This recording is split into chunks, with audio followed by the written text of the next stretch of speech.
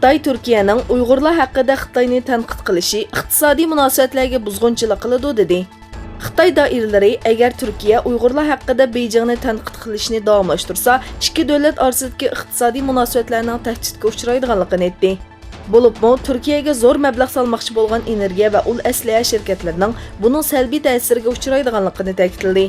Reuters agentligiga so'z qilgan Xitoyning Anqarada turishliq bosh elchisi Dingli, do'stlar orasida ixtilof va xato tushunish bo'lib qilishi mumkin, lekin biz bu masalalarni dialog orqali hal qilishimiz lozim. Hamma yerda do'stni oshkora tanqid qilish qurilish xarakterlik bir usul emas dedi.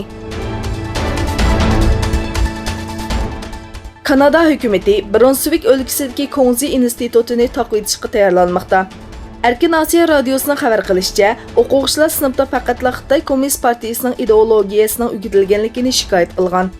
Buning bilan harakatga o'tgan hukumat doiralari ilm erkinligiga hurmat qilish uchun bu institutni iyunda taqashni qaror qilganligini bildirdi. Milliy Turk Taliblar birligi Qaysari sho'basi o'z yurtingda g'ayribsan, o'z vataningda xor Sharqi Turkiston temasida yig'in o'tkazdi. Yig'inda Sharqi Turkistonning tarixi haqida ma'lumotlar berildi va Xitoy zulmi ostidagi Sharqi Turkistonning kunimizdagi vaziyati tonishtirildi. Shuning bilan birga, Taktan institutida o'tkazilgan bir ustoz ming shogird nomli faoliyatga Sharqi Turkiston majlisi raisi Setim Turk mehmon sifatida qatnashib, Sharqi Turkiston haqida so'z qildi. Hindiston kontrolligidagi Jammu Kashmir rayonida amonlik qismlar bilan isyonchilar orasida chiqqan to'qinishda 2 soqchi va 2 askarning o'lganligi bildirildi.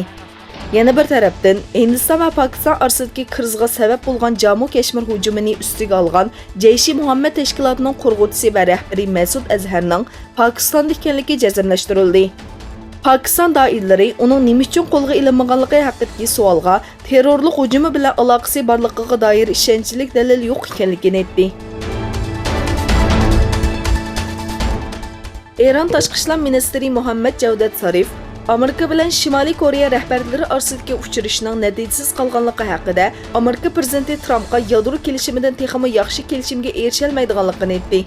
U, Prezident Trump tantanalik uchrashishlar bilan oldi keyniga dastlashlar bilan jiddiy bir diplomatiya o'tirg'i qo'ya olmaydiganligini to'nib yetdi dedi.